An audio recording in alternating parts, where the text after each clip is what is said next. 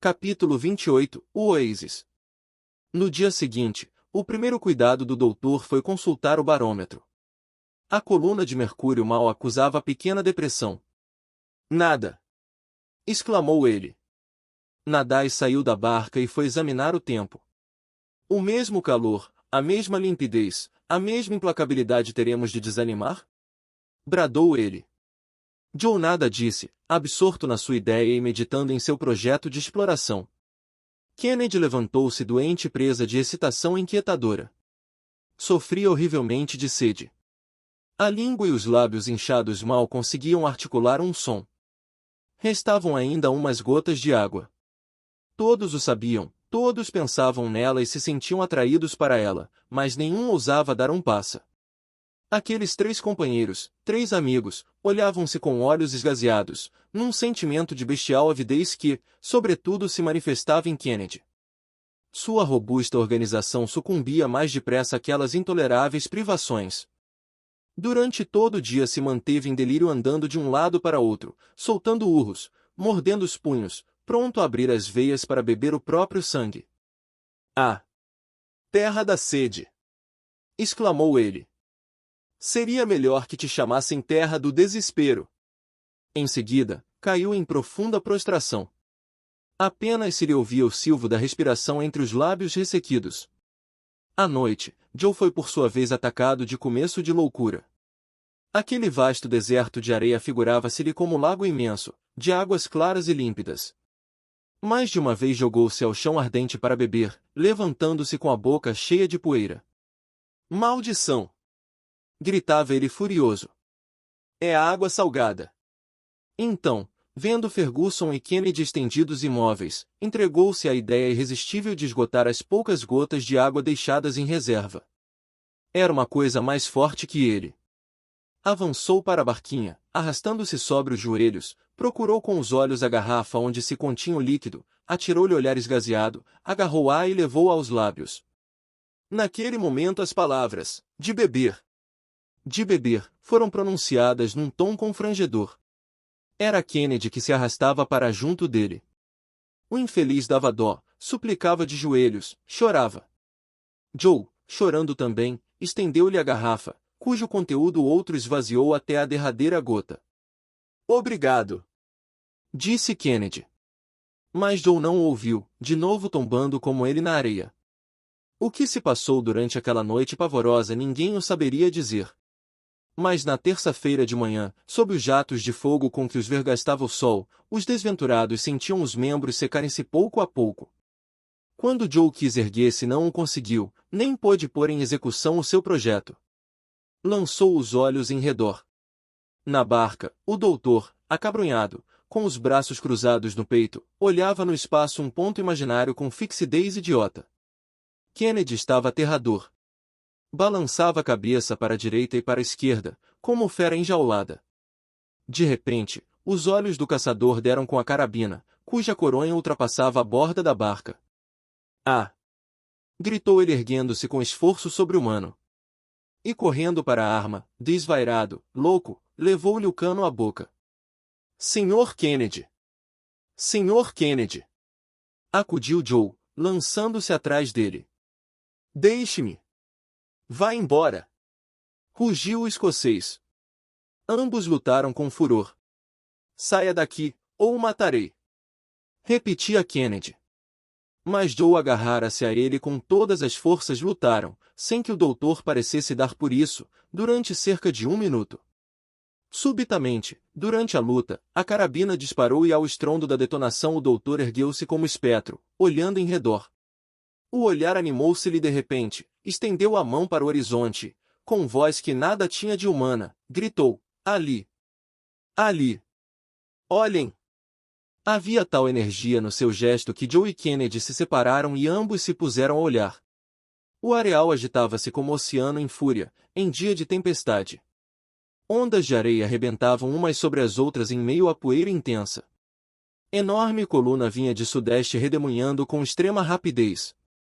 O sol desapareceu atrás da nuvem opaca, cuja sombra desmedida se estendia até ao Vitória. Grãos de areia fina fustigavam com a mobilidade de moléculas líquidas e a maré montante subia pouco a pouco. Firme raio de esperança brilhou nos olhos de Ferguson. O Simumo, bradou ele. O Simumo, repetiu Joe sem compreender bem. Tanto melhor!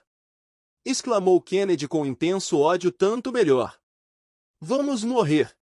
Tanto melhor! Replicou o doutor. Vamos viver, pelo contrário. Começou a deitar fora a areia que lastrava a barquinha e os companheiros, compreendendo enfim, correram a ajudá-lo. E agora, Joe, disse o doutor, jogue fora também 30 quilos do seu mineral. Joe não hesitou, embora experimentasse qualquer coisa como rápido pesar. O balão ergueu-se. Já era tempo, disse o doutor. O Simum chegava com efeito com a velocidade de relâmpago. Um pouco mais e o Vitória seria esmagado, despedaçado, aniquilado. A imensa tromba ia alcançá-lo e cobriu-o com nuvem de areia. Mais lastro fora! Gritou o doutor a Joe. Pronto! Respondeu este, atirando enorme bloco de quartzo. O Vitória saltou rapidamente acima da tromba, mas, atingido pela forte deslocação de ar, foi arrastado com velocidade incalculável acima daquele mar espumante. Samuel, Dick e Joe emudeceram, olhando e esperando, refrescados pelo vento daquele turbilhão. Às 3 horas a tormenta cessou.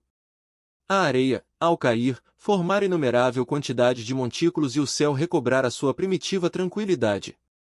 O Vitória, volvendo à imobilidade, planava diante de um oásis, ilha coberta de verdes árvores que subiram à superfície daquele oceano. Água! Ali existe água! Gritou o doutor. E imediatamente, abrindo a válvula superior, deu passagem ao hidrogênio e desceu brandamente a 200 passos do oásis. Em 4 horas, os viajantes haviam transposto distância de 380 quilômetros.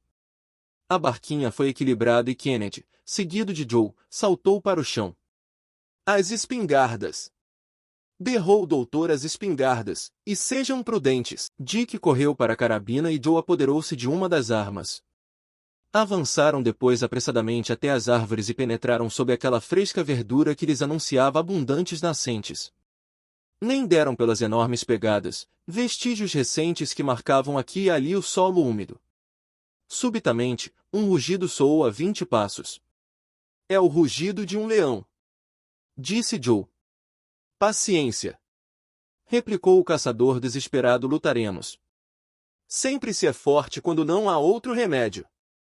Cautela, Sr. Dick, cautela.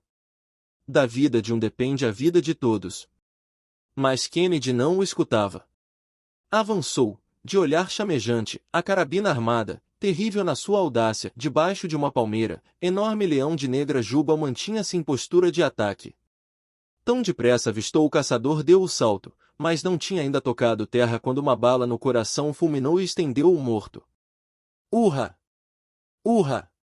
Bradou Joe. Kennedy correu para o poço, escorregou pelos degraus úmidos e estatelou-se diante de fresca fonte na qual mergulhou os lábios com avidez. Joe imitou-o e logo não se ouviu mais nada a não ser aqueles cissios de língua de animal que mata a sede. Cuidado, interrompeu Joe respirando, não devemos abusar. Mas Dick, sem responder, continuava bebendo, mergulhando a cabeça e as mãos naquela água bendita. Inebriava-se.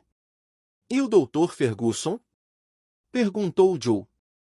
Só esta pergunta conseguiu devolver Kennedy a si mesmo. Encheu uma garrafa que trouxera e pôs-se a subir os degraus do poço. Mas qual não foi a sua estupefação quando viu um corpo enorme e opaco que lhe fechava a saída. Joe, que o seguia, recuou com ele. Estamos presos. Impossível. Que será isso? Dick ainda não acabará, quando o rugido terrível lhe deu a entender que tinha de enfrentar novo inimigo. Outro leão! Exclamou Joe. Não, é uma leoa. Ah! Maldito animal, espera um pouco, disse Kennedy, tornando a carregar à pressa a carabina. Um momento depois disparou, mas a fera tinha desaparecido. Adiante! Gritou ele. Não, Sr. Dick, não, o tiro não a matou. Caso contrário o corpo rolaria até aqui. Ela continua lá, pronta a saltar sobre o primeiro de nós que apareça. E esse não terá salvação. Mas que havemos de fazer? Precisamos sair. Samuel está a nossa espera e vamos atrair o animal. Tome a minha espingarda e passe-me a sua carabina. Qual é o seu intento? Já vai ver. Joe, despindo a jaqueta de lona, pendurou-a na ponta da arma e apresentou-a como isca por cima da abertura. A fera atirou-se e Kennedy, que lhe esperava a passagem, espedaçou-lhe a espada com uma bala. A leoa rolou pela escada rugindo e derrubou Joe. Este já imaginava sentir sobre si as imensas patas do animal, quando se ouviu segunda detonação e o Dr. Ferguson surgiu à entrada do poço, de espingarda na mão ainda fumegante. Joe ergueu-se logo, saltou por cima da fera e estendeu ao amo a garrafa cheia de água. Levá-la aos lábios e deixá-la pela metade foi para Ferguson negócio de um instante e os três amigos agradeceram de todo o coração a providência que tão milagrosamente o salvara.